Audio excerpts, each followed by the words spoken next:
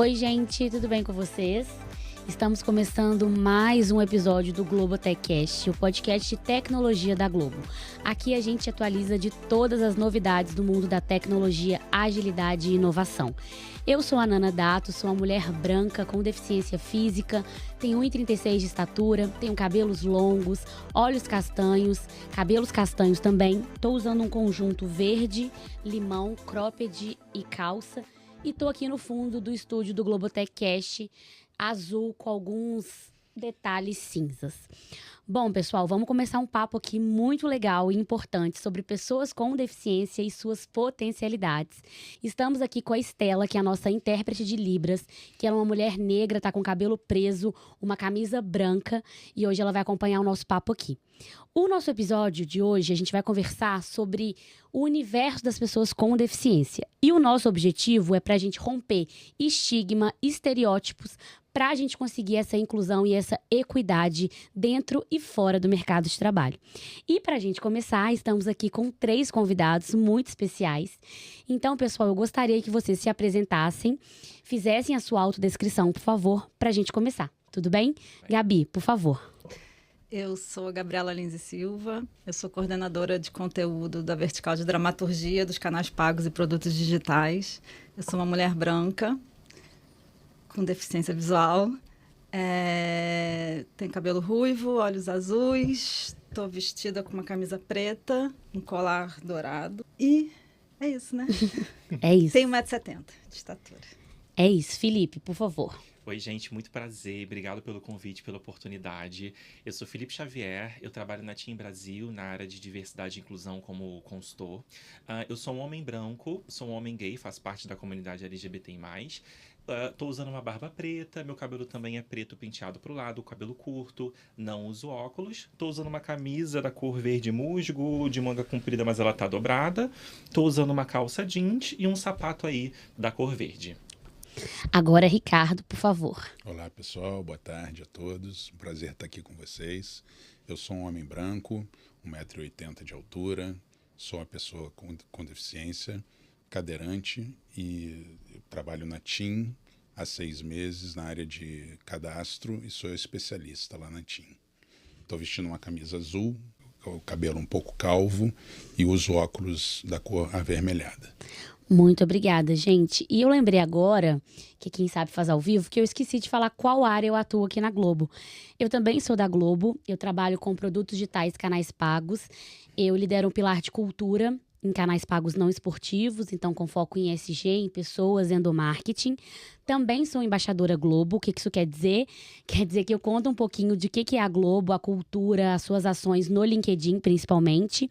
E também atualmente estou encerrando, né, o meu cargo pelo 2º ano consecutivo, mas até dezembro de 2023 sou uma das líderes do grupo de afinidade de pessoas com deficiência, o Ser Mais.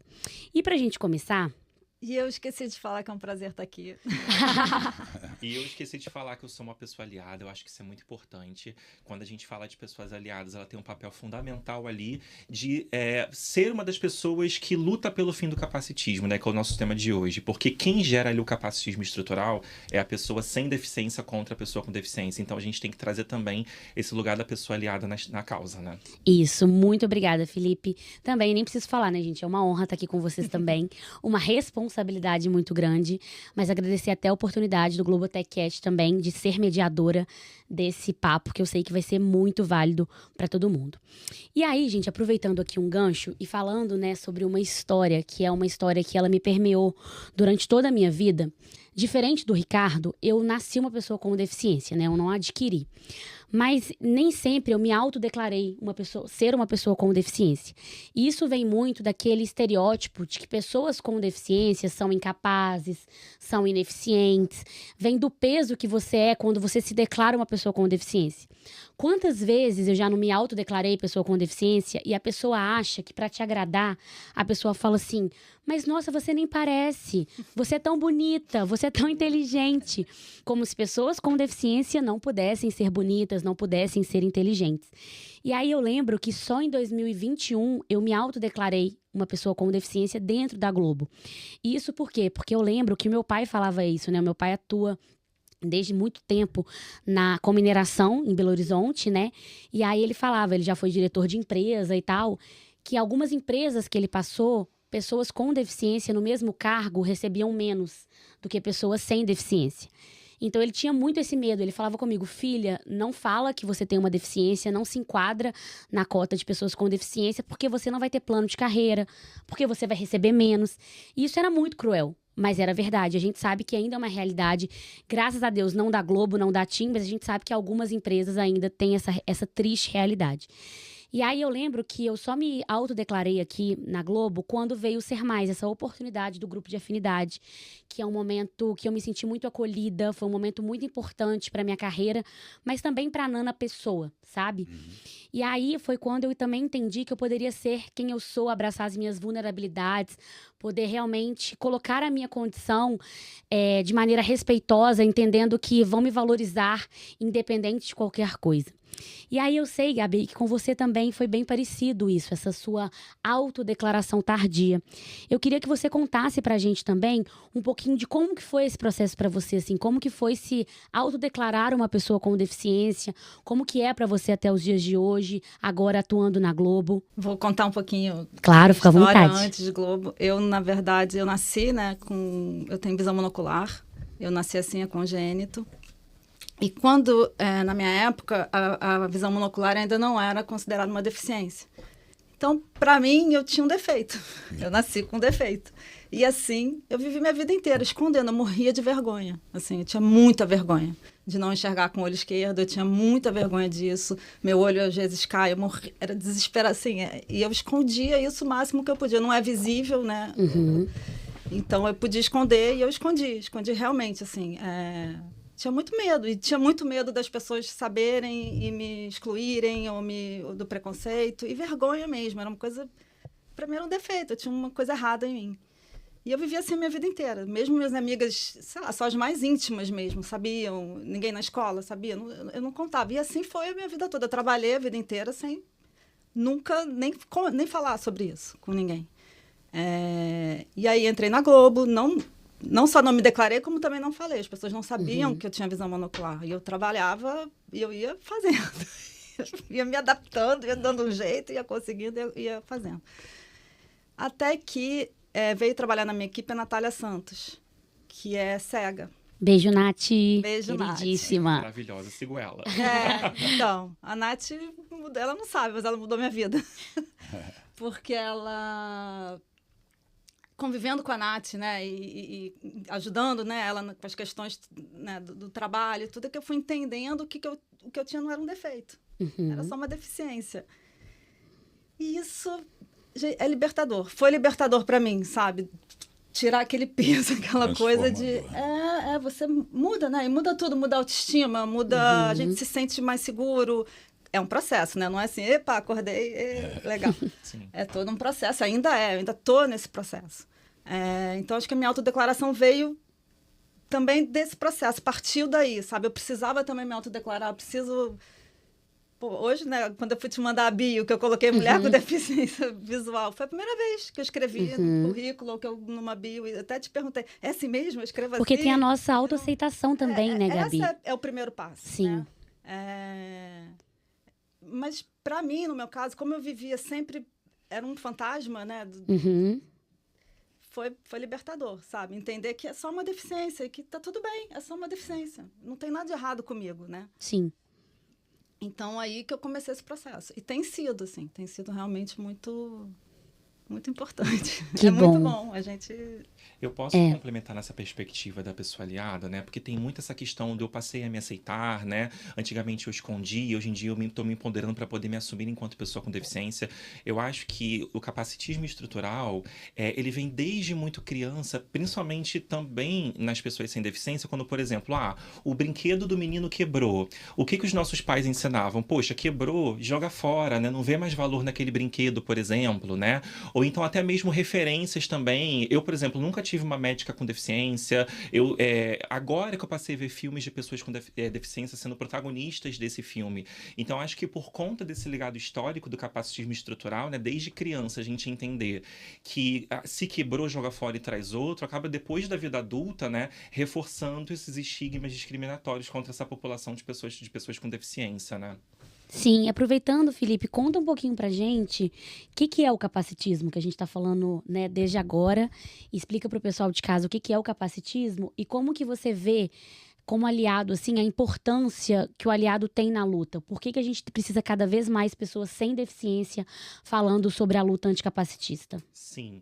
Bom, quando a gente fala de capacitismo estrutural, fazendo um deparo com outras causas, né, a gente vê hoje algumas causas até com mais visibilidade, a gente precisa da mesma visibilidade da pauta de pessoas com deficiência em relação a gênero, raça, LGBTI+, mas fazendo um comparativo para as pessoas que estão assistindo poder entender, o capacitismo está para a pessoa com deficiência, assim como o racismo estrutural está para a pessoa negra e indígena, e a LGBTI+, fobia para a comunidade LGBTI+, né? Ele é o preconceito e a discriminação contra as pessoas com deficiência que podem se manifestar de 3 formas. Ou de uma forma agressiva, explícita, como a gente vê em redes sociais, quando algum influenciador ou influenciadora faz uma live, várias pessoas começam a difamar, né, a honra daquela pessoa com deficiência pela característica dela. Ou então, as outras 2 formas, enxergando essa pessoa como exemplo de superação, que eu acho que vocês têm muito mais histórias aqui do que eu para contar, de enxergar vocês como heróis ou heroínas por pequenas coisas que vocês fazem no dia a dia.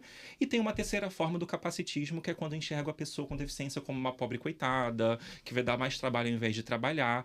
E aí, entendendo toda essa dinâmica, né, essa desigualdade social, essa discriminação que faz com que as pessoas com deficiência não tenham seu lugar ao sol de maneira equânime, que começa o trabalho das empresas de pegar esse legado, esse problema estrutural e fazer as ações de conscientização ali para que as pessoas com deficiência possam ser vistas como talentos, como potenciais em relação a qualquer outra pessoa e crescer na organização. Tem uma história bacana de sucesso na carreira dela, né? Muito obrigada, Felipe. E assim como o Felipe fala, né, gente? A gente conhece, escuta muito falar do racismo, do machismo, e agora estamos ouvindo cada vez mais para falar sobre o capacitismo, que é uma violência estrutural, assim como o Felipe trouxe. E muitas vezes, assim, eu acho que Gabi e Ricardo sabem, né, do que eu tô falando, vem muito velada, escondida, ou até mesmo em forma de humor. Né? Eu lembro muitas vezes que eu utilizei do humor para me difamar porque eu queria ser aceita naquele grupo.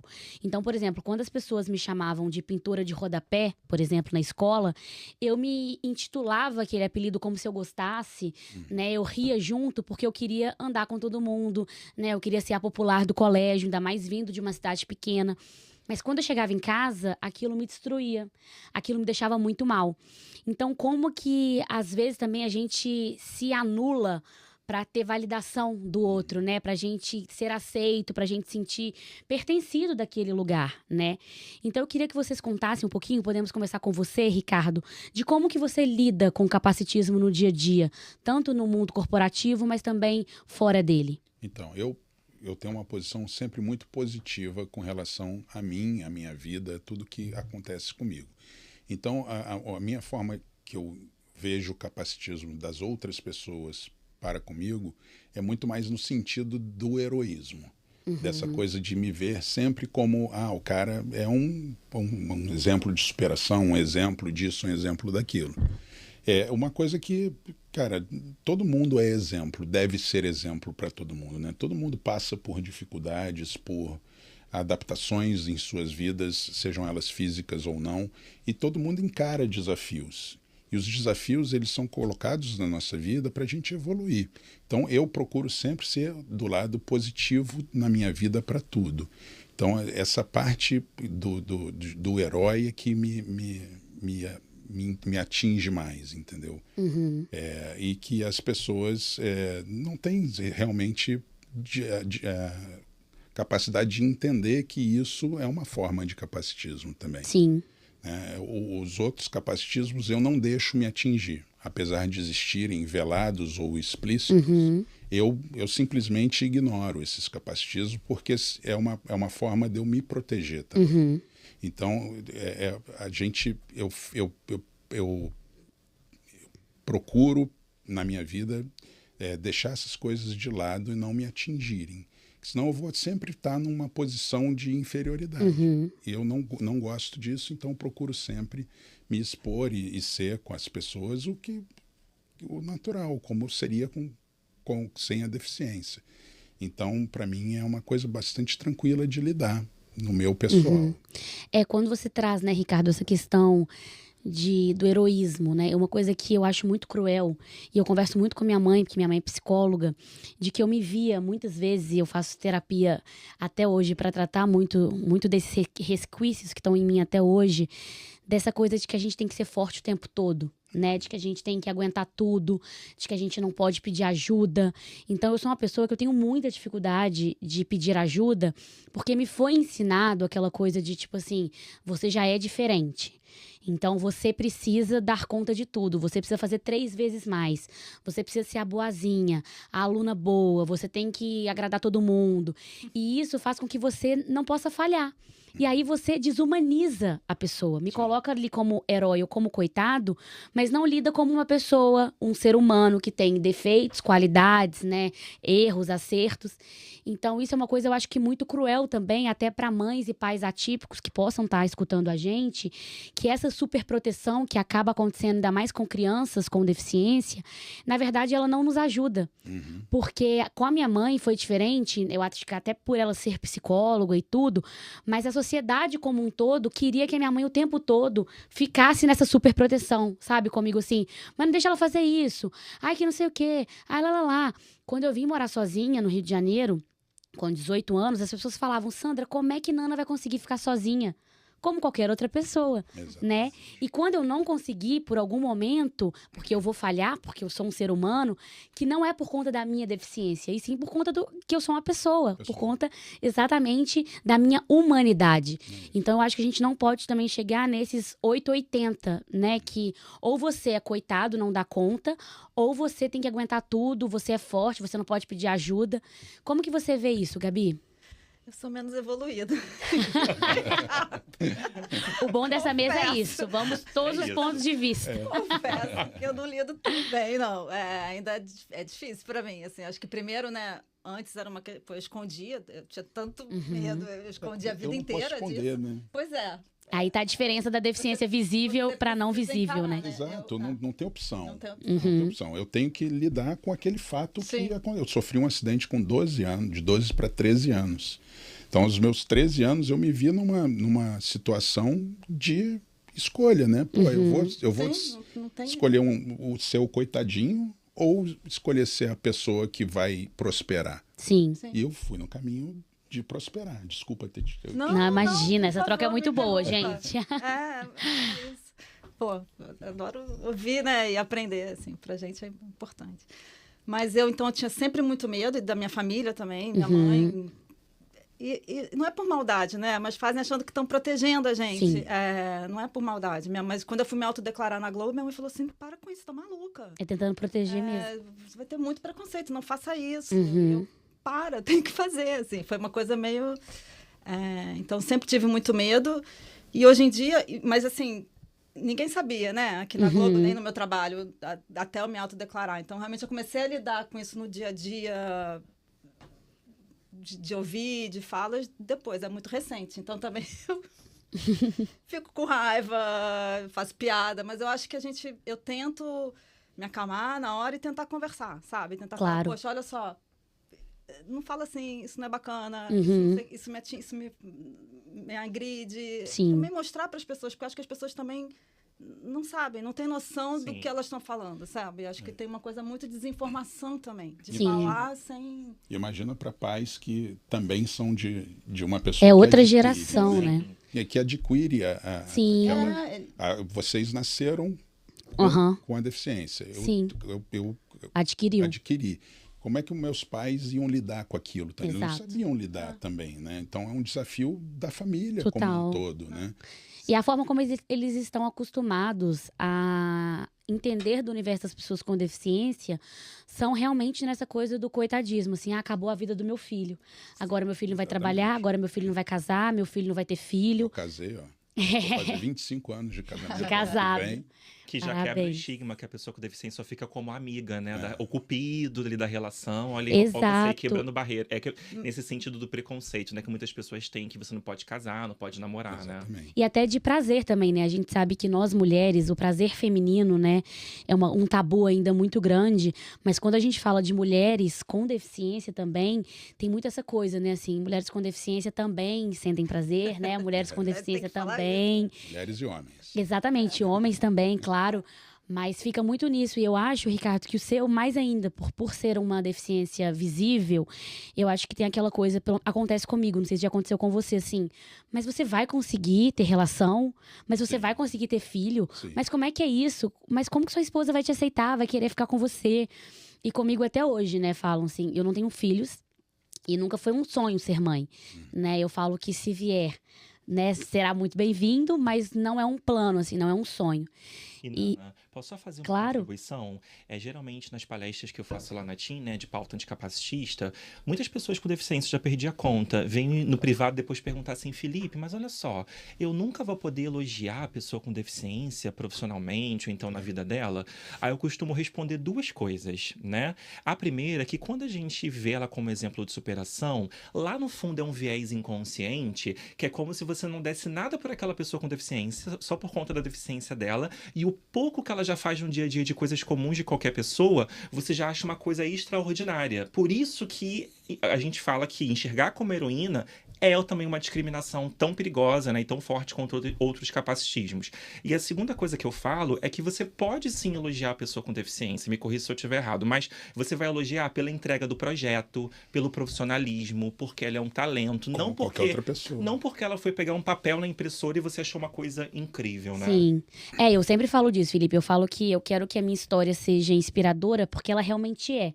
Não porque eu sou uma pessoa com deficiência, né? Eu acho que é muito desse lugar também. E aí, até pra eu finalizar aqui pra gente ir pra próxima, mas aí essa questão do filho é uma coisa que me perguntam muito do sentido assim, mas se você tiver um filho, ele vai vir com um problema igual você? E aí é um ponto que me pega muito, que é colocar a pessoa com deficiência como problema. É isso. Como um peso, né? Que nunca vai ser independente, que nunca vai conseguir chegar num cargo de liderança, que nunca vai conseguir chegar num protagonismo de uma novela, de um filme. E aí eu sei que é antes, né? Eu também não era tão evoluída, assim como o Ricardo. E eu ficava muito pé da vida também, sabe? Eu ficava muito mal, falava, vai cuidar da sua vida, né? O que você tem com isso e tal. Mas já fiz isso também. Faz parte. Faz parte. E hoje eu entendo que é muito do que a Gabi trouxe, assim, a maior parte do capacitismo que eu sofro ainda, eu sinto que é por falta de informação e de pessoas tentando agradar baseado no senso comum, né? Porque assim, gente, a gente tá falando aqui há 50, 60 anos atrás, era hiper comum que pessoas com deficiência ficassem trancadas no quintal de casa, né? Era assim, nossa, você viu fulano? O filho dele nasceu, é filho com problema, com doença, né? Então, há pouquíssimo tempo a gente teve que parar de comprovar CID para comprovar deficiência. Para quem não sabe, CID é o númerozinho ali, né, que os médicos usam para colocar doenças e tal. Então, eu falo muito disso, que eu não tenho, hoje eu tenho um CID, porque eu nasci, né, com uma doença, mas essa doença, ela já foi curada e hoje eu sou uma pessoa com deficiência. Então, uma coisa não tem nada a ver com a outra, que é muito importante a gente também fazer aqui esse disclaimer, porque as pessoas sempre confundem, né? Ainda mais quando as pessoas entram em religião, e aí eu não sei se já aconteceu com o Ricardo e Gabi, eu queria ouvir, mas já aconteceram comigo, eu lembro que eu tinha uns 10, 12 anos, e eu chorei muito, que eu tava voltando, saindo do balé, e aí, na hora que eu tava descendo, assim, do balé, eu escutei umas pessoas falando, e era um líder religioso, falando que com certeza era karma da vida passada. Que era um karma da vida passada, que a minha família precisava aprender com isso, que eu precisava aprender com aquilo, que deficiência é karma, que não sei o quê, que tá lá e que precisa de cura. E aí outro disclaimer aqui é, gente, o que precisa de cura é doença, deficiência não é doença, então deficiência não precisa de cura, né? Exatamente. Então é muito importante a gente fazer esse disclaimer aqui, e eu queria que você, Ricardo e Gabi, falassem se já aconteceu essas atitudes assim com vocês também. Já aconteceu, sim. Mas quando eu era mais jovem, né? No início da vida de pessoa com deficiência. Um exemplo que você citou das pessoas ficarem em casa e não se mostrarem, eu passei por isso no interior de São Paulo. Eu sou do interior de São Paulo, nasci numa cidade bem pequenininha, que eu sou residente com 13 anos e voltei a frequentar a cidade com 15, isso há 30 anos atrás. Então, assim, eu era o único cadeirante que saía na rua, que andava na rua para cima e para baixo, porque eu não tinha carro, eu não tinha como me movimentar, eu ia me movimentar como? A pé, né? De cadeira, rodando. Então eu andava na cidade e as pessoas ficavam igual assim, zumbi, me olhando, entendeu? Como se eu fosse um alienígena, né? Um extraterrestre.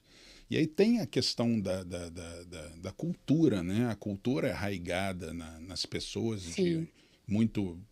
do passado, de que as pessoas ficavam só em casa. E, de fato, lá em Mococa eu vi isso, no interior de São Paulo. Que eu não via cadeirante na rua, não via deficiente físico na rua. O primeiro que apareceu, assim, à vista de todos, fui eu. Entendeu? E eu via os cadeirantes na porta de hospital. Sim. Ou na porta de casa. Não saíam para a rua. Entendeu? Então, é uma coisa que choca também, né? Total. E com você, Gabi, alguém já pediu essa cura? Não, Que bom. O que tem é uma coisa muito, assim, né, principalmente familiar, assim, ai, tadinha, né, a vida é tão sofrido, é tudo tão difícil para você, tão mais difícil para você, aí você fala, não. Não. Tá normal. bem. Exato. Eu acho tem uma incrível. coisa de... Desculpa, você pode concluir. Não, disso, né, de achar que tudo é mais, que a gente... Esse sofrimento, né? Sofrimento, não é. É uma vida normal, É uma vida ponto. normal, ponto, né? Sim. Mas sabe o que eu acho incrível? Que mesmo a gente estando em 2023, quase 2024, a gente ainda perpetua em vários núcleos sociais, religião, enfim, escola, um legado que vem desde antes do século I, porque antes do século I, as pessoas que adquiriam, nasciam com uma deficiência nesses povos, né, nessas civilizações mais originárias, elas eram sacrificadas, jogadas de um penhasco, né, queimadas, e até hoje, mesmo com toda a evolução tecnológica, social, a gente ainda vê esses comportamentos se manifestando contra as pessoas com deficiência, algo que a gente tem que quebrar, né? Sim, é visto como algo errado, né? Tem uma coisa que Desculpa. Claro, fica à vontade. Que uma amiga falou, né? E ela fala, a gente escuta de pai e mãe, se você vê uma pessoa com deficiência, não olha, né? Finge que tá... Tem isso, Nossa, né? isso é muito errado. É muito, mas se fala muito, né? Se fala muito. Engraçado que muito muitas isso. vezes eu estou em shopping, em algum lugar pessoa... assim... Não, e criança, principalmente criança pequena, né? Também. Vem e começa a empurrar a cadeira, porque é curiosidade normal de uma criança. E aí o pai e a mãe, não mexe, não sei o quê. Não, deixa a criança mexer, deixa a criança ter intimidade, qual o problema? Exato. A criança precisa aprender que isso é normal. Normal. E A gente por tem que isso- naturalizar, né? Exatamente. E por isso que na vida adulta, gestor, gestora, equipes não sabem lidar e às vezes deixa de contratar uma pessoa com deficiência pelo medo e tabu de não saber conviver. Porque quando a gente é criança, principalmente pessoas sem deficiência, quando a gente pergunta assim no metrô, no ônibus, mãe, pai, por que aquela pessoa só tem uma mão? Por que aquela pessoa é mais baixinha? O que os nossos familiares falam? Fica calado. Cala a boca. Não me pergunta nada, em casa a gente conversa. Aí a gente cresce, chega na empresa, acha que é um bicho de 7 cabeças falar de Exato. inclusão de pessoas com Que a gente deficiência. nunca falou sobre isso, né? Exatamente. É falar a verdade com a criança, né? Eu tenho um problema muito grande de essa coisa de mentir pra criança. Que criança não entende. Claro que a forma de você falar com a criança vai ser uma forma mais lúdica, óbvio. Mas você não tem que mentir pra criança, né? Por que eu sou diferente? Porque eu tenho uma deficiência. É isso. Porque as pessoas são diferentes. E eu explico muito, né? Eu tenho vários primos pequenos e sempre tem isso. Assim, Nana, por que todo mundo cresceu? Você não cresceu? Você também não é adulta? Você dirige? E aí, sempre conversando, hoje em dia é uma coisa extremamente normal pra eles. Por quê? Porque eles têm convivência e a gente nunca mentiu pra eles, né? E agora, gente, falando um pouquinho de tudo isso que a gente falou, mas, né, se eu pudesse colocar aqui uma frase, é sobre a humanização da pessoa com deficiência. Porque essa questão de colocar a gente como herói ou como coitadinho é essa falta de humanidade, né, que não coloca pra gente pessoas com deficiência. E aí tem uma coisa, um ponto aqui, que é um ponto de opinião própria aqui, que eu sempre falo, que é o uso da sigla PCD. A gente sabe hoje que a sigla PCD, ela tá muito em alta, né? E isso em artigos, em vagas, em muitas coisas. E eu super concordo, até pra gente conseguir também ter com que o termo correto seja utilizado, pessoa com deficiência.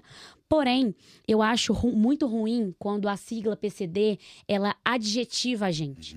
Tem muitas que falam, não, porque Nana é PCD. Porque a pessoa PCD, você está sendo redundante. A pessoa PCD é pessoa com deficiência. A pessoa CD, no caso. Exatamente, porque o P já foi. Muito bom, Ricardo.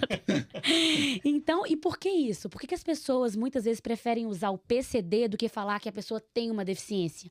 Porque as pessoas acham que é negativo, acham que é pejorativo você falar que é uma pessoa com deficiência. Sabe? E aí você adjetiva aquela pessoa PCD. E aí eu acho muito horrível, porque aí você tira toda a pluralidade da pessoa para uma sigla ali, sabe? Para três letrinhas e pronto, sabe? Então eu acho que essa humanização, ela é muito importante pra gente fazer em qualquer lugar. Que uma pessoa com deficiência, por exemplo, no trabalho, não necessariamente ela vai ser uma pessoa, porque isso rola muito, a Gabi sabe. Porque ela é uma pessoa com deficiência, meu Deus, eu não posso passar muita coisa pra ela, ou eu tenho que passar tudo pra mostrar que eu tô passando, ou essa pessoa não pode errar, eu não posso dar feedback. Gente, é um colaborador como qualquer outro. E tratando de pessoas como qualquer outras, a gente vai ter pessoa com deficiência de boa índole, de má índole, pessoa com deficiência fácil de trabalhar, difícil de trabalhar, uma pessoa com deficiência que entrega bem, que entrega mal. E isso não por conta da condição dela, e sim pela pessoa dela, pelas vivências, pelo caráter dela, né? E também de poder falar sobre a deficiência e sobre o trabalho feito, né? O que precisa, o que não precisa, como pode ser, né? O que de equipamento você precisa. A melhor coisa é perguntar para a pessoa, né, Gabi? Perguntar para a pessoa e conversar e ter essa conversa franca mesmo, né? Exato. Até quando quiser ajudar, né? Não. Quando quiser ajudar. Claro, até para saber como ajudar também, né? Para não fazer nada de errado, enfim. E cada um de nós somos diferentes, né? Todos nós aqui nessa mesa somos diferentes. Então eu posso gostar, por exemplo, de um feijão de um jeito, o Felipe gosta do feijão do outro. E isso para tudo na vida. Então não necessariamente, por exemplo, eu tenho uma deficiência física, o Ricardo também, mas as necessidades que ele precisa são diferentes da minha. Cada a forma CD de lidar, né? exato. Não, eu mesmo visão monocular, várias, né? Exatamente. E aí, falando um pouquinho, né, sobre essa forma de capacitismo, tem a infantilização das pessoas com deficiência, né? Ricardo, comigo acontecia muito assim, vou pegar uma cadeirinha pra você, né, uma mesinha, porque eu sou pequena e tal. Como que você vê isso, Ricardo? A infantilização, eu particularmente não vejo muita infantilização no meu caso, porque, não sei, o meu tamanho, a minha voz, a minha forma de... Voz de locutor, né, gente? Voz de locutor. Muita gente faz assim, antes de me conhecer, fala para mim, pô, Fusquila, o Ricardo, eu tinha medo de você antes de te conhecer. Porque profissionalmente, eu sou uma pessoa séria. Eu procuro ser... E tem o negócio da voz, realmente. As pessoas ficam, tinha um receio de você, de chegar em você, de falar com você, porque você parece que é uma pessoa brava. Sempre parecia que era bravo. Pô, eu não sou bravo, gente, sou tranquilo. Não precisa ter medo de mim. E esse negócio da tecnologia, né? Muita gente, inclusive na TIM, provavelmente, não sabe que eu sou PCD. PCD, pessoa com deficiência. que eu sou cadeirante. Então, muita gente vai ficar sabendo provavelmente nessa live agora. Né? E acabam tratando comigo com naturalidade, porque me enxergam através do monitor e não pessoalmente. Então, eu não tenho tido muitos casos de infantilização, não sofro Ricardo, muito uma isso. dúvida, porque a infantilização nem sempre é falar Ricardinho, cadeirinha, né? Ela também se manifesta muito na questão do acompanhante. Você encara essa barreira de falar com o acompanhante, não com você? Isso sim, isso acontece muito. Às vezes, eu sou casado, vou fazer 25 anos, né? As pessoas falam com a minha mulher, com a Gel, minha mulher... Amor, te amo. Ai, que lindo, gente! E não se dirigem a mim. Aí eu faço questão de falar. Não, eu respondo a pergunta que a pessoa faz questão de responder. Às vezes até pergunto, por que você não está falando comigo? Exato. Eu tô aqui. Porque aí eu posso lida com você como um doente, né? Um incapaz, ele não responde por você, né? É muito louco. Eu não sei o que as pessoas têm na cabeça para fazer uma coisa dessa. Né? Sim, mas é infelizmente muito normal, né? E agora, gente, falando sobre deficiência e ineficiência também, eu lembro de quando a gente tava eu acho que a Gabi nem tinha entrado ainda no grupo no ano passado. tava rolando um jogo e aí um narrador do Sport TV fez um comentário capacitista ao vivo. Ele falou, tem uma deficiência em campo. E aí eu nem tava assistindo esse futebol, que depois que meu time caiu, que é o Cruzeiro, eu nunca mais assisti, que tá quase caindo de novo. Mas enfim, brincadeiras à parte. E aí eu lembro que a pessoa comentou no nosso grupo do WhatsApp, falando, gente, o narrador acabou de ter uma fala super capacitista e tal. E aí no grupo tinha uma pessoa que trabalhava no esporte, que prontamente, uma pessoa sem deficiência, a importância do aliado, né, Felipe? Sim. E aí essa pessoa aliada, na hora, falou, não, me conta direitinho qual o jogo que foi, pegou todas as informações, endereçou para a área responsável. E aí a gente fez todo um trabalho, né, anticapacitista com todo o time, explicando, né, sobre terminologias e tal, inclusão, enfim. E foi muito maneiro. E aí, eu sempre, quando me perguntam de grupos de afinidade, eu lembro desse caso, porque eu acho que tangibiliza tudo isso, né? E a gente sabe como que os grupos de afinidade estão em alta agora no mundo corporativo e como que eles são importantes para a nossa agenda SG, que é uma palavrinha aí que está em alta também. E eu queria, Felipe, que você falasse um pouquinho pra gente como que os grupos de afinidade fortalecem o SG e também essa aceleração de carreira, de equidade dentro de diversidade e inclusão. Ótima pergunta. Quando a gente fala de inclusão de pessoas com deficiência, não é mais aquele modelo dos anos 90, né, alguns anos atrás, desde que foi criada a lei de cotas, que a gente só contrata a pessoa com deficiência, se eu contratei, ela está inserida, está tudo certo, né? Isso evoluiu, porque não adianta a gente contratar, bater a cota ali, obviamente aqui eu não estou viciando o nosso olhar na cota, porque a gente tem que contratar além da lei de cotas, tem que ser uma inclusão genuína, mas não adianta você contratar, bater essa cota e na primeira semana a pessoa com deficiência sair porque ela está sofrendo 1 milhão de capacitismos, né? Então, quando a gente fala de uma empresa com uma cultura ESG, mais focado na letra S, que é a parte de social, como é que os grupos de afinidade apoiam toda essa jornada, né? Porque o grupo de afinidade, para quem nunca ouviu falar, né, tá aqui vendo a primeira vez uma live empresarial, é um grupo de pessoas voluntárias de diversas áreas da companhia, que elas se reúnem de acordo com uma periodicidade definida pela empresa ali, se reúnem junto com a área de diversidade e inclusão ou o comitê da empresa para pensar em políticas, programas e iniciativas em prol da equidade e inclusão, nesse caso aqui da diversidade de pessoas com deficiência, né? Então, por exemplo, lá na TIM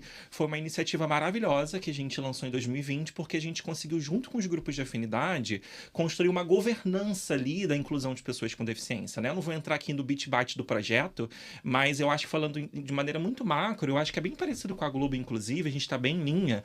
A gente tem uma frente de empregabilidade, com vagas afirmativas, né? Banco de talentos, programa de indicação. Eu sou resultado de uma vaga dessas. Boa! Ele veio do nosso programa de contratação.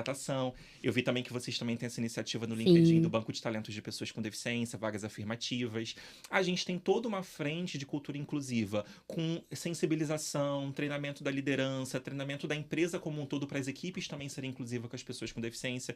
Eu também já vi alguns depoimentos da Kelly, né, que ela faz trabalhos incríveis também de sensibilização junto com os grupos de afinidade.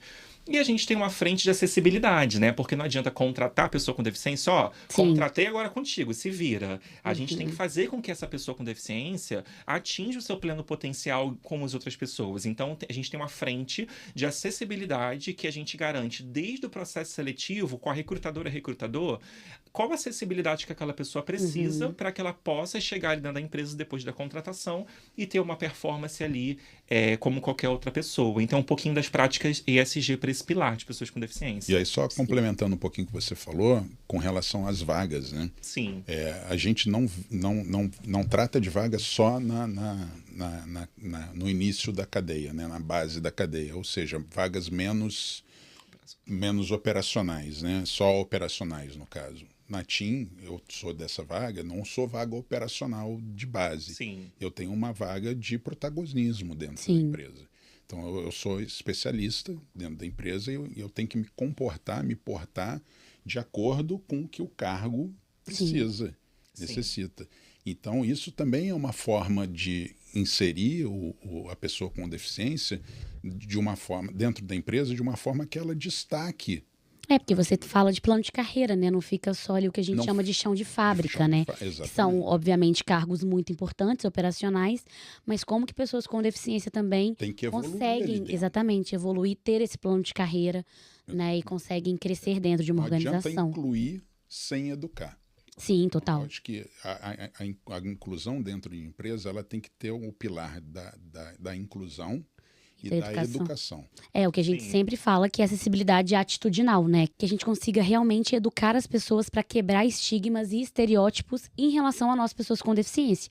E isso por meio de informação, de educação, obviamente, né? E da própria pessoa que entra. Se a pessoa entra no operacional, não tem problema nenhum entrar no operacional. Sim, Mas que ela tenha possibilidades de claro. ser educada, né? se desenvolver. E eu não digo nem só da empresa, da responsabilidade da empresa, não. A pessoa tem a sua responsabilidade também, como pessoa, de querer evoluir. Sim, Né? Porque tem gente que não quer evoluir. Tudo bem também, não tem problema. Mas ela poder ter a possibilidade dentro da empresa de galgar outras coisas sim. dentro Ter dela. oportunidade de crescer, né? De fazer crescer, uma pós, uma MBA, algumas Exatamente. coisas, né? Ana, só complementando também, quando a gente fala de um projeto de diversidade e inclusão, a gente tem que entender um pouco de sociologia, da dor social daquele pilar que a gente está se propondo em gerar equidade e inclusão, né? Então a gente sabe que hoje no Brasil, pessoa com deficiência, obviamente não estigmatizando aqui, porque tem pessoas com deficiência altamente qualificadas como vocês aqui, mas também existe um outro segmento, né, uma outra população que pela falta de acessibilidade na escola desde pequeno, ela não conseguiu se qualificar Sim. em relação às outras pessoas. Então lá na TIM a gente tem essa preocupação de abrir vagas para todas as posições, tanto operacionais Sim. quanto posições de poder, que é o caso aí do Fusquilo, né, do Ricardo.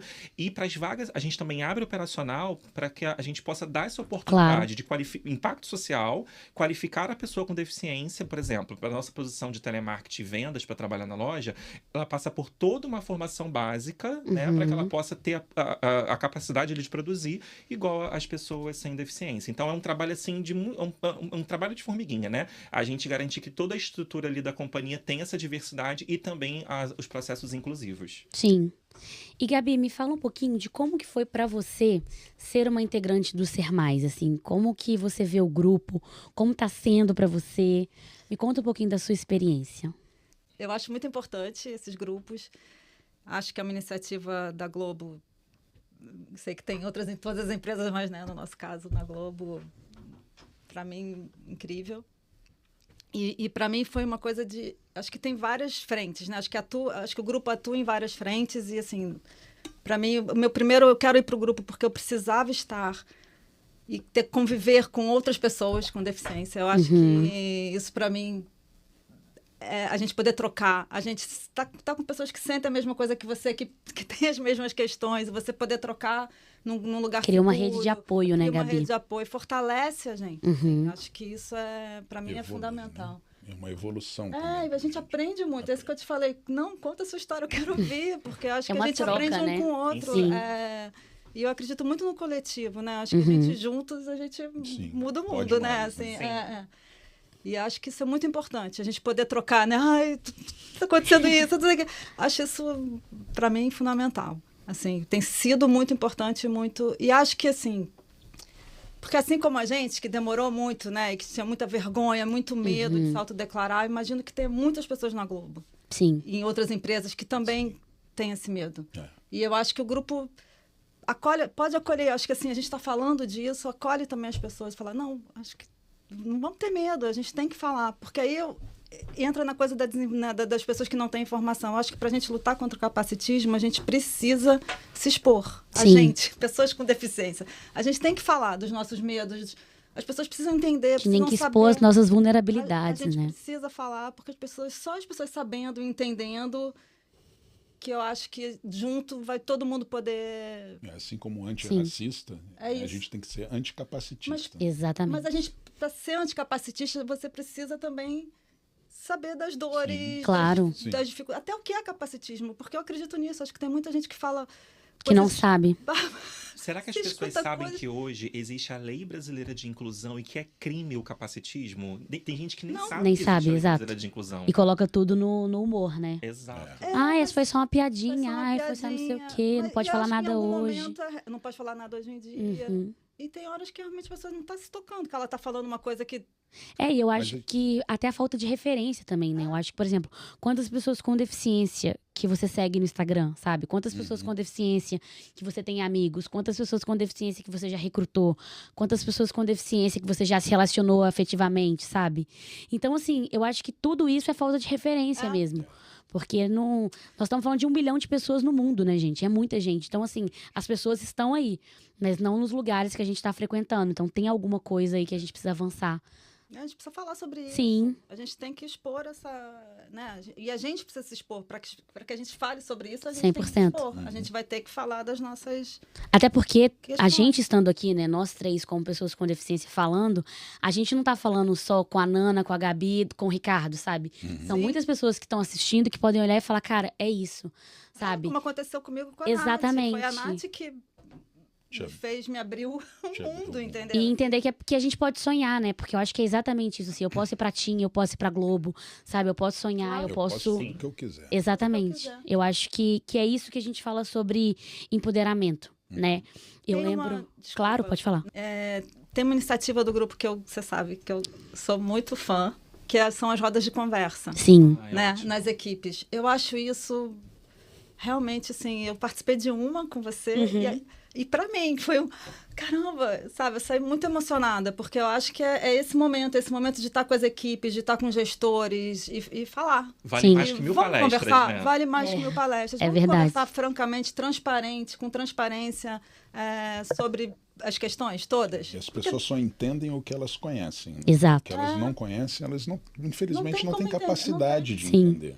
E eu faço até um convite para as pessoas que vão assistir esse episódio, que elas mandem esse link para outras pessoas, porque uma coisa que me incomoda é que a gente tem dificuldade de furar a bolha. Como é que a gente É chega na verdade. grande massa sobre essa pauta? Sim. Eu ainda vejo muita gente reclamar que, por exemplo, a pessoa com deficiência baixa um aplicativo de relacionamento. Aí só porque a pessoa vê que ela é uma pessoa com deficiência, ela dá o X, não dá o coração e mete nunca dá, né? Então como é que a gente chega nessa grande massa e fala sobre capacitismo, né? Sim, É total. engraçado, né? Que, assim, pelo fato de eu ser cadeirante, eu tinha que lidar com as questões de chegar nas meninas, de furar essa bolha, digamos assim. E, cara, eu nunca tive medo. Nunca tive medo. O não, a gente sempre já tem. É prévio, o não é prévio. O Eu não- topo sempre vai existir. Eu independente brinco, da o não a forma. gente já tem, vamos pra humilhação. Não, mas, cara, não vai ser humilhação. Aí é que tá, cara. Eu não quero a humilhação. É brincadeira, entendeu? Ricardo. Não quero humilhação. Então não vou ser humilhado. Vou ganhar. Mas é isso, gente. Vocês que estão assistindo, o Ricardo é muito evoluído mesmo. Gente, eu Que a gente morria de possa sair pânico, desse o olho papo. caía aqui, Sim, todo bem era dor. construído. Não, cara.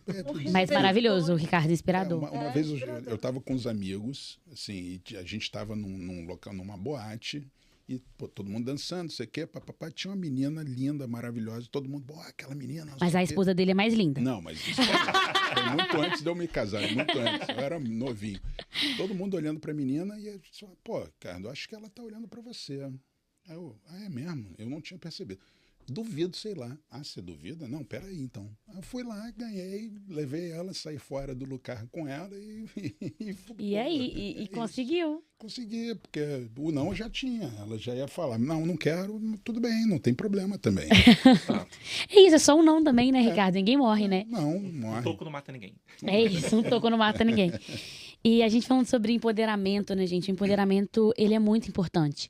E eu acho que para nós, pessoas com deficiência também, mas para cada vez mais a gente conseguir empoderar outras pessoas também através das nossas histórias, através dos nossos lugares que a gente ocupa, né, profissionalmente falando. E a gente também não aceitar ser a única pessoa com deficiência daquele local, né? Me atrapalhava muito isso, me incomodava muito. Nana, vai porque você é PCD. Vai porque você é PCD. Vai porque você é PCD. Eu falava, gente, mas só eu, sabe? Não tem mais ninguém. Assim, sabe? É uma honra, claro, mas assim, não tem mais ninguém mesmo pra gente chamar. Então, eu acho que esse empoderamento, ele é muito importante pra gente conseguir essa equidade. Porque a representatividade, ela é muito importante, mas só ela não adianta. A gente precisa de equidade. É isso. Então, não é uma pessoa representando, não é a Nana representando todo mundo, não é a Gabi, não é o Ricardo, não é o Felipe, né? É todo mundo chegando junto, porque tem espaço pra todo mundo. E eu acho que é exatamente essa convivência, porque com certeza as pessoas que estão convivendo com você já vão ter esse olhar. Porque aí já olha e fala assim, cara, mas o Ricardo tão competente, tão bom, não sei o quê, e ele tá em cadeira de rodas. Olha, realmente era aquele senso comum capacitista de que pessoas em cadeira de rodas não podiam chegar lá. É De isso. que pessoas em cadeira de rodas não eram competentes. Então, eu acho que o exemplo, ele arrasta, né? Eu acho que quando a gente vai criando essa teia, a gente vai conseguindo ver essas mudanças. E aí, eu lembro, por exemplo, né? Eu venho de Nova Lima, sou mineira, acho que já deve ter reparado pelo sotaque. Que eu falava que eu queria trabalhar na Globo. Sempre falei, eu quero trabalhar na Globo. E aí, eu lembro que quando eu tava, sei lá, eu tinha uns 10, 12 anos, e aí meu pai falava, olha, minha filha, não vou falar o nome aqui, emissora tal aqui pra você aparecer. Ai, não é a Globo, eu não quero. Aí meu pai falava, minha filha, mas tem que ter humildade, que não sei o quê. Eu falava, não, pai, mas eu quero a Globo, eu quero a Globo. Minha filha, mas não sonha tão alto, porque a queda é maior, que não sei o quê. Eu falava, não, vou sonhar assim que eu vou conseguir. E o porquê disso? Por uma proteção e um medo de que, como que minha filha vai pra Globo? Primeiro, que é muito longe pra gente, de distância mesmo física, né? Segundo, que ela é uma pessoa com deficiência, não tá no padrão ali do belo, né? Do aceitável, do correto. E ainda queria vir pra Globo e ser apresentadora. E aí meu pai pirava, né? Meu pai falava assim, minha filha, pelo amor de Deus, vamos com calma. E aí um degrauzinho a gente vai conquistando, vai conseguindo. E eu vejo que como que esse empoderamento ele é importante até para as pessoas deixarem a gente sonhar. Né? Hoje eu sou atriz também, inclusive estava no último final de semana em peça também, foi um sucesso, foi ótimo. E eu lembro que foi uma realização da minha criança interior, assim, sabe? De que eu achei que eu nunca poderia estar num teatro fazendo uma peça e a casa cheia e podendo fazer. Então, eu acho muito importante isso também para o mercado de trabalho, para a gente poder sonhar e realizar. Então, como que vocês empoderaram, Gabi e Ricardo, no mercado de trabalho? Assim, quando que você, Gabi, decidiu assim, eu quero seguir com conteúdo, sabe? Eu quero ficar expert aqui. Porque hoje você está num cargo de liderança, você é coordenadora. Como que foi para você chegar até aqui? Me conta esses sonhos. Sou muito sonhadora, Quantas adoro horas escutar sonhos. temos aqui? Temos a hora que você precisar. Nossa, agora... O estúdio é nosso. Não, eu sempre trabalhei, né? Eu fiz tablado também. Na Ai, verdade, beijo, tablado, desde amo. Eu queria ser atriz. Eu era atriz, já fui atriz. E aí, por conta, né, da minha questão do olho, eu achava que eu não podia ser atriz. Porque meu olho cai aí na câmera, fica caído. Eu falava, como é que eu vou ser atriz? Assim, então mas graças a Deus, porque eu era péssima atriz, eu resolvi mudar. Até parece, Gabi tem certeza que arrasava. Não, era ruim. Depois manda vídeo pra gente ver. Eu cheguei a fazer Anos Dourados, eu fiz coisa. Ah, então não era ruim, para. Não era ruim, fazia menina que passava. Mas figurante. Elenco de apoio. E aí eu, enfim, deixei, né, de ser atriz, ufa, e fui dirigir, fui trabalhar em cinema. Então, acho que foi um caminho... Mas é engraçado, né? Eu fui procurar o audiovisual, eu queria trabalhar com audiovisual. Sim. Imagem, para mim, eu trabalho com imagem. E tem muita gente que, hoje em dia, né? Porque ninguém sabia, que eu não enxergava com ninguém sabia. Não era uma coisa... Nunca contei mesmo, assim. Para mim era... E eu mesma nunca me liguei, assim. E tem um amigo meu que outro dia falou, poxa, porque o cinema é 2D, né? Eu enxergo 2D, eu não enxergo 3D, por exemplo. Sim. Com a visão monocular eu não vejo 3D. Ele falou, poxa, tá vendo? Você enxerga 2D o tempo inteiro. A minha vida é 2D, é um filme, né? Eu enxergo como se eu estivesse vendo uma tela. Faz todo sentido eu trabalhar com audiovisual. E na cabeça das pessoas... Outro dia alguém me falou, mas você não pode ver offline. Offline é quando a gente vê um programa que ainda não está pronto, mas para avaliar, né? Você não pode ver offline. Eu falei, oi? Eu vejo offline, eu vejo 2D, minha vida é essa. Minha vida é ver offline. Offline é meu segundo nome. Segundo nome. Então, é bacana. Assim, eu fui me descobrindo, eu fui nesse caminho... E sempre com medo e descobri que não, que tá tudo bem, eu faço super bem. E quantos anos você tem de Globo, Gabi? Conta pra gente. Eu tenho de Globo 7 anos. 7 anos de Globo. Vou fazer 8 em janeiro. Legal. E antes eu era do mercado, né? Eu Sim. trabalhava em produtora. Só fazendo uma contribuição que me incomoda muito. Claro. Várias pessoas sem deficiência. Eu sou assim, tão aliado que eu fico com rancinho quando a pessoa insiste em algumas coisas. Por exemplo, você comentou assim, mas o cara falou pra você, você não é capaz de ver isso daqui. Parece que a gente tem uma coisa, a gente que não tem deficiência, que a gente julga pela aparência e quer dizer pra pessoa se ela vai Que ela dá conseguir conta que fazer não, né? aquela atividade ou não. Quantas vezes em projetos de recrutamento e seleção, eu peguei algumas pessoas, alguns gestores e gestoras falando, mas pra essa vaga aqui tem que digitar, não pode ser uma pessoa sem mão. Sendo que a pessoa que não tem as mãos, ela pode digitar de diversas outras formas. Então, se eu pudesse passar um recado para pessoas sem deficiência, galera sem deficiência, por favor, deixa a pessoa com deficiência falar como é que ela vai fazer aquela atividade, se ela vai fazer ou se ela consegue fazer ou não. Não julgue pela aparência as pessoas com deficiência, né? Sim, é exatamente isso, Felipe. E você, Ricardo, conta pra gente como que foi esse empoderamento seu, assim, pro mercado de trabalho? Então, eu fiz informática na PUC, né, me formei em tecnologia da informação E o primeiro desafio foi estágio, né? Então, para ser estagiário. E aí, o primeiro... Que já é difícil, só o estágio por si só. Então, primeiro estágio que me colocaram à frente era uma vaga numa multinacional que chamava EDS, Electronic Data Systems, que era uma multinacional da General Motors. E eram 30 vagas para mais de 400 pessoas inscritas. Pô, eu falei assim, caraca, será 30 vagas? O não eu já tenho, né? O não eu já tenho. Gente, eu amei. O episódio vai chamar O Não Eu Já Tenho. Exato. Eu vou lá porque eu vou me dar bem, eu tenho certeza que eu vou me dar bem. Então eu fui, assim, desarmado, pessoal. Desarmado, com o conhecimento que eu tinha, que era o mesmo conhecimento de todo mundo que estava estudando junto comigo. Falei, pô, tá todo mundo igual. Então eu vou com o meu conhecimento e numa entrevista o que se espera da gente? Que a gente se coloque, que a gente fale, que a gente dê ideias. Então eu fui desarmado e com o propósito de fazer isso, de me mostrar naquela entrevista.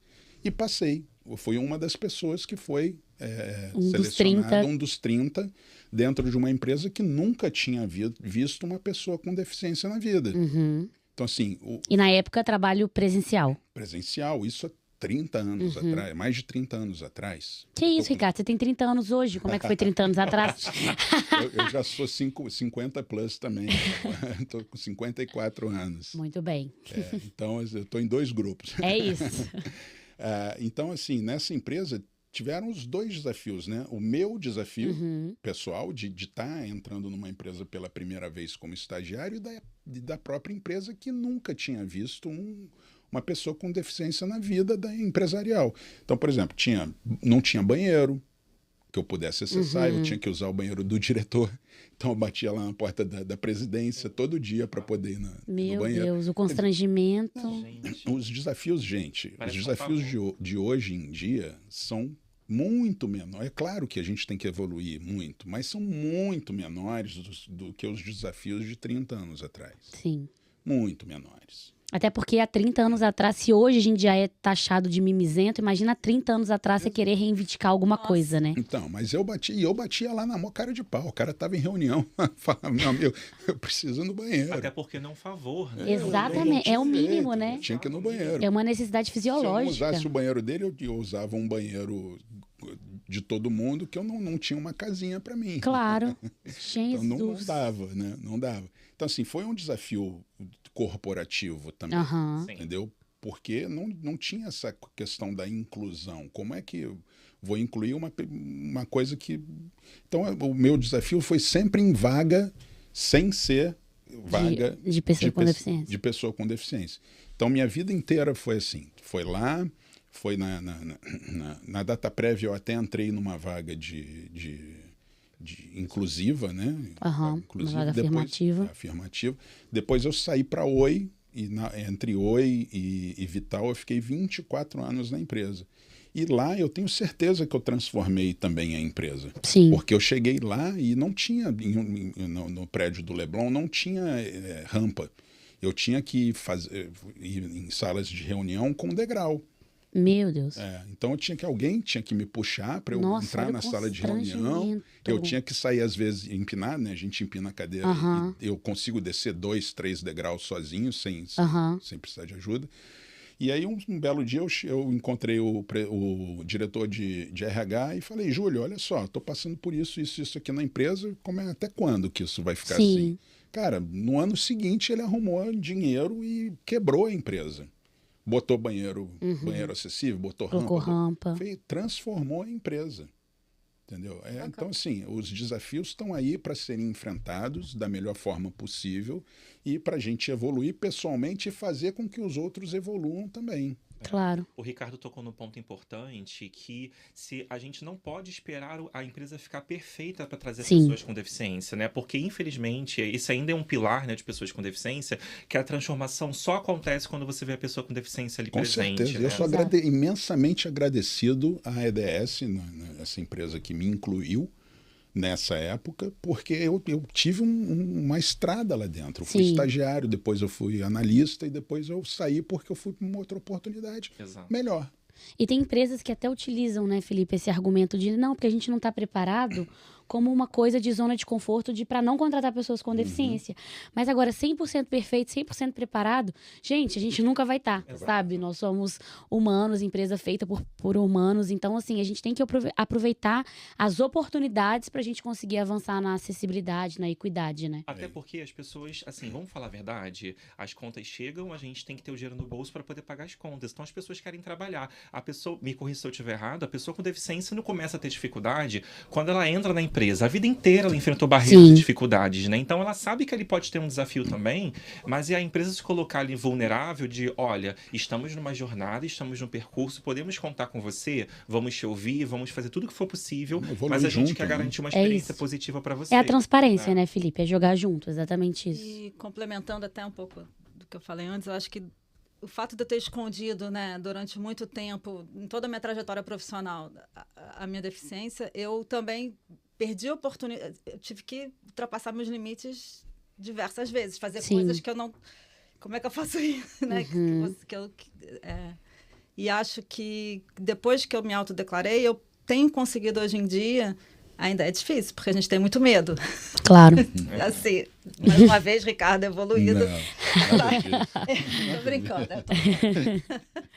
Eu tenho muito... Né? Você fica com medo de, vou pedir um equipamento, mas acho que, voltando ao nosso papo inicial de a gente tem que falar, quanto mais a gente está falando, quanto mais pessoas com deficiência tiverem nas empresas e falarem e colocarem as suas necessidades também, né? Sim. Mas vai evoluir, né? É uma transformação coletiva também, né? Sim. E, gente, infelizmente, nós estamos chegando ao fim. Eu poderia ficar aqui horas e horas falando com vocês. Tenho certeza que o pessoal de casa também quer mais. Mas quem sabe a gente não faz uma parte 2, fica aí pro nosso diretor. Topamos. E, bom, gente, é isso, assim, diversidade e inclusão não tem receita de bolo. Então, não tem fim, né? É um trabalho diário, é um trabalho constante. É um trabalho que eu sempre falo que a gente tem que ter intencionalidade. Então, a gente tem que ter intenção quando a gente vai estudar, a gente tem que ter intenção quando a gente vai recrutar pessoas com deficiência, pensar nesse plano de carreira, né? Se uma coisa não está funcionando, a gente entender junto com a pessoa a melhor forma, né? Dar esse protagonismo, valorizar as potências das pessoas com deficiência. E eu tenho um ponto aqui, só pra gente finalizar mesmo, que eu sempre falo, que eu vejo isso, a gente fala muito lá no Ser Mais, né, Gabi? Que é um ponto que afasta muitas pessoas, principalmente pessoas sem deficiência, que é o medo de errar. Sim. Ah, mas se eu errei, ai, se eu falar errado, ai, se eu não souber ajudar da melhor forma. Gente, errar todos nós vamos, nós somos humanos. Mas é o que você vai fazer com aquele erro, né? É você assumir que você errou, você ter essa humildade, pedir desculpa, aprender com aquilo e não fazer de novo. Exatamente. Então é muito importante a gente ter essa intenção e querer realmente mudar e ter essa equidade nas empresas e para fora dela também. Então, quando você vai, por exemplo, em espaços públicos, em shows, quantas pessoas com deficiência também estão curtindo aquele espaço? Se não estão curtindo, por que não estão? Será que é porque elas não gostam mesmo? Ou porque muitas vezes a gente deixa de ir porque a gente sabe que a nossa experiência não vai ser uma das melhores e a gente fala, não vou sair de casa para passar raiva, né? Então, foi uma honra, gente. Muito obrigada mesmo por vocês estarem aqui comigo. Contem comigo. Se vocês tiverem, gente, algum comentário, pergunta ou sugestões, fala com a gente. O nosso e-mail é globotechcast@g.globo. Se você tá aqui no YouTube, deixa um comentário, não custa nada. E se você tá no Spotify, deixa uma avaliação, por favor. E se você tá no YouTube também, deixa avaliação, não esquece de comentar. Muito obrigada, gente. Até a próxima. Um beijo. Tchau, tchau. Valeu. Tchau, tchau. Tchau.